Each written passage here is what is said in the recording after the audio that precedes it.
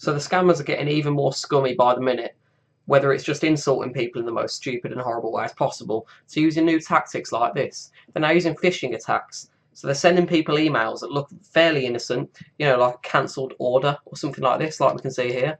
A cancelled order from Amazon. And if someone thinks, oh, what? My order's been cancelled, and they actually have ordered something from Amazon. So say if I ordered something from Amazon, and then I got this email a few days later, and I click that link, I'd then get a scam pop-up. That's a new tactic. See this hyperlink here? It's the one highlighted in blue. Click that and get this pop-up here. So that's kind of a new tactic. It would have to involve the victim of the scam being in the wrong place at the wrong time. So they basically click that after they'd actually ordered something from Amazon, if they were smart enough. Like if they hadn't ordered something from Amazon, it'd be fairly obvious that it was a scam. If they actually had ordered something from Amazon, and they click the order number here, and it'd take them over to this scam website.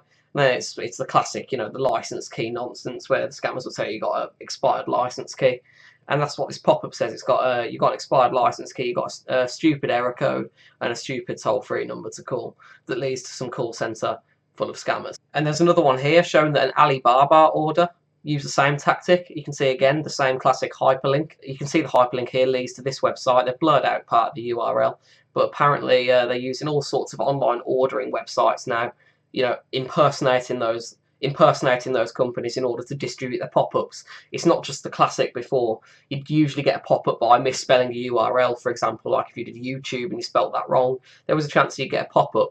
Now with these emails, it's not just a redirect domain like that, because a lot of those things, like a misspelt YouTube, would usually lead to other things like other advertising. It's just an advertising platform, and these scammers would take advantage of that. But now someone would click that hyperlink there with the order number, expecting to be led to the official website for example, Alibaba or Amazon or something like that, to show the order that they think's been cancelled, and they get the pop-up guaranteed rather than just a random ad. So they're getting their pop-ups out there in much more sophisticated manners now. And you can see here it's about Microsoft warning users and just talking about how these pop-ups are now being distributed in phishing emails. So it's a different tactic, it's a new tactic. I just thought you guys would like to know about how these scammers are now distributing their pop-ups in more sophisticated ways than just on these redirect domains. And on top of that, the pop-ups are getting more sophisticated. We've seen this for quite a while now, but the memory leak pop-ups, for example, where they absolutely flood your RAM full so you can't do anything, your computer freezes up, you have to kill it in Task Manager because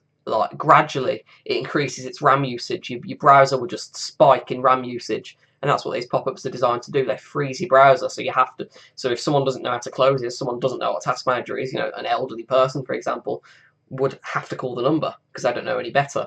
They wouldn't know to kill it in Task Manager because these RAM leak pop-ups are more sophisticated. And the combination of the RAM leak pop-ups being distributed in this manner, in an even more legitimate looking way than before, you put two and two together, these scammers are going to be getting more calls from victims. So they've taken a hit from all the scam baiting that's been going on over the past few years. They've taken a hit, and they've acted accordingly, using more sophisticated tactics to distribute their pop-ups to unsuspecting victims. So I just thought you guys would like to know this new tactic that they're using. About it for this video. I do hope you found it interesting and helpful if you didn't know about this before.